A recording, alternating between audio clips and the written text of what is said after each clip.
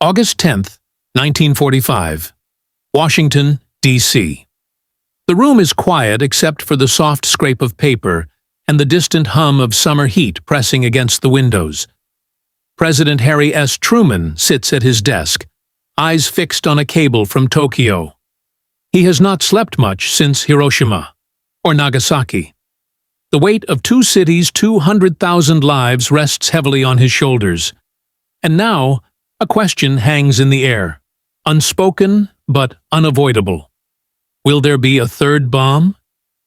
Just days earlier, on August 6th, Hiroshima vanished in a flash. On August 9th, Nagasaki followed. In military terms, the plan had worked. The atomic bomb had done what years of firebombing and island battles could not. It had shocked the Japanese leadership into paralysis. But the war was not yet officially over. Japan had not formally surrendered. And in the background, another atomic weapon was being prepared. Inside the Pentagon, planners spoke clinically. Production schedules indicated that a third bomb could be ready by late August or early September. Targets were discussed, cities that still stood. But the tone in Washington had changed. This was no longer a theoretical weapon. Its effects were no longer abstract. Truman, a man who had approved the bomb believing it would save American lives, now faced the moral reality of what he had unleashed. Reports from Japan described people dying without wounds, entire populations sickened by an invisible force.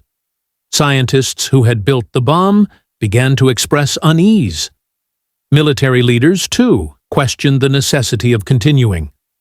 On August 10th, Truman issued a decisive order.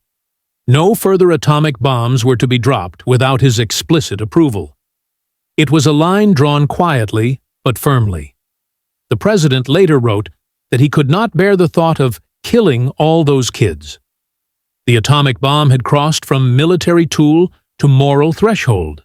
Meanwhile, events in Japan were moving faster than expected.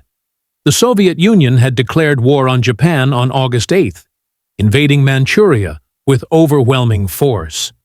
For Japanese leaders, this was catastrophic.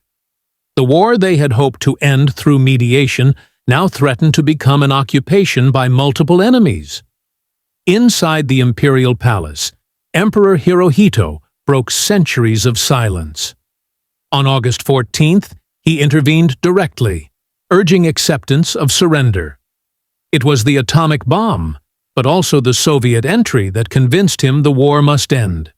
Japan announced its surrender on August 15th, 1945. By then, the third bomb no longer had a purpose. The weapon existed, the capability remained, but the moment had passed. America did not drop a third atomic bomb not because it could not, but because the meaning of the first two had already changed history.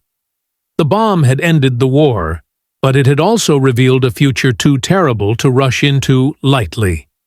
As Truman stood in the aftermath, he understood something few leaders ever do in real time. That restraint, in this moment, mattered as much as power. The world had seen what one bomb could do. It did not need to see a third. And in that pause between what was possible and what was chosen, the nuclear age truly began.